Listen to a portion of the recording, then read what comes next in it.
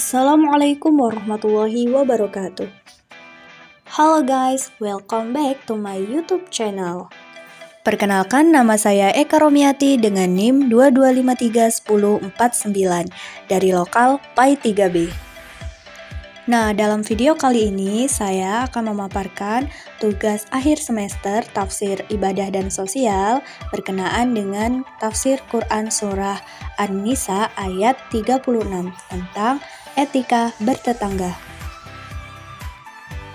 Allah Subhanahu wa taala berfirman dalam Quran surah An-Nisa ayat 36 yang berbunyi, A'udzu billahi minasyaitonir rajim. Bismillahirrahmanirrahim. Wa'budullaha wa la tusyriku bihi syai'an wa bil walidaini ihsana wa bidzil qurba wal yatama wal masakin wal jari dzil qurba wal jaril junubi was sahibi bil jambi wa ba'nis sabil والصاحب بالجنب وابن السبيل وما ملكت أيمانكم إن الله لا يحب من كان مختالا فخورا, yang artinya, dan sembahlah Allah dan janganlah kamu mempersekutukannya dengan sesuatu apapun, dan berbuat baiklah kepada kedua orang tua, karib kerabat, anak-anak yatim, orang-orang miskin, tetangga dekat dan tetangga jauh, teman sejawat, ibnu sabil, dan hamba sahaya yang kamu miliki. Sungguh Allah tidak menyukai orang-orang yang sombong dan membanggakan diri. Quran surah An-Nisa ayat 36. Nah, ayat 36 ini dari surah An-Nisa menekankan etika bertetangga dengan menekankan pada kebajikan, keadilan, dan kesejahteraan sosial. Allah juga menyuruh umatnya untuk berbuat baik kepada tetangga-tetangga sekitar. Etika bertetangga dalam ayat ini mencangkup berbagai aspek antara lain. Yang pertama, ada bermuamalah dengan kebaikan. Jadi, kita hidup dengan sosial, alangkah baiknya kita saling menebar kebaikan kepada tetangga agar saat sesuatu terjadi dengan kita, tetangga dapat menolong ataupun bisa saling membantu. Nah, yang kedua, memberikan bantuan kepada tetangga yang membutuhkan. Nah, sama halnya dengan yang di atas, apabila kita melakukan kebaikan dengan membantu sesama, maka apapun pekerjaan yang akan kita lakukan nanti akan diberikan bantuan kepada tetangga kita. Yang ketiga, keadilan dalam hubungan tetangga. Nah, hal ini sangat penting apabila ketika kita memiliki tetangga itu jangan memilih-milih. Namun, kita harus memberikan kebaikan tanpa memilih tetangga mana yang harus kita beri bantuan.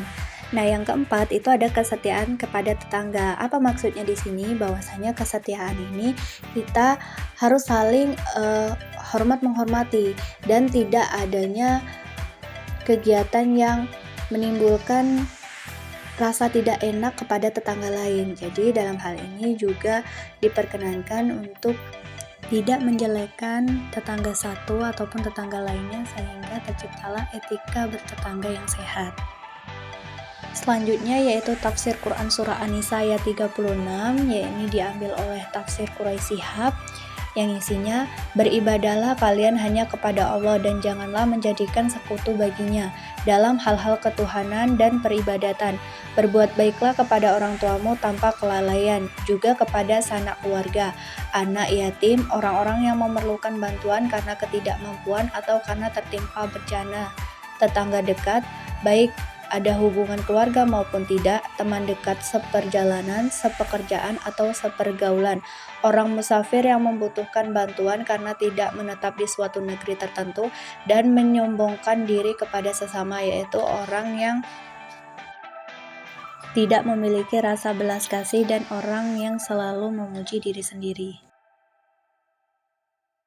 Terus, bagaimana sih etika bertetangga jika dilihat dari segi ibadah dan segi sosial?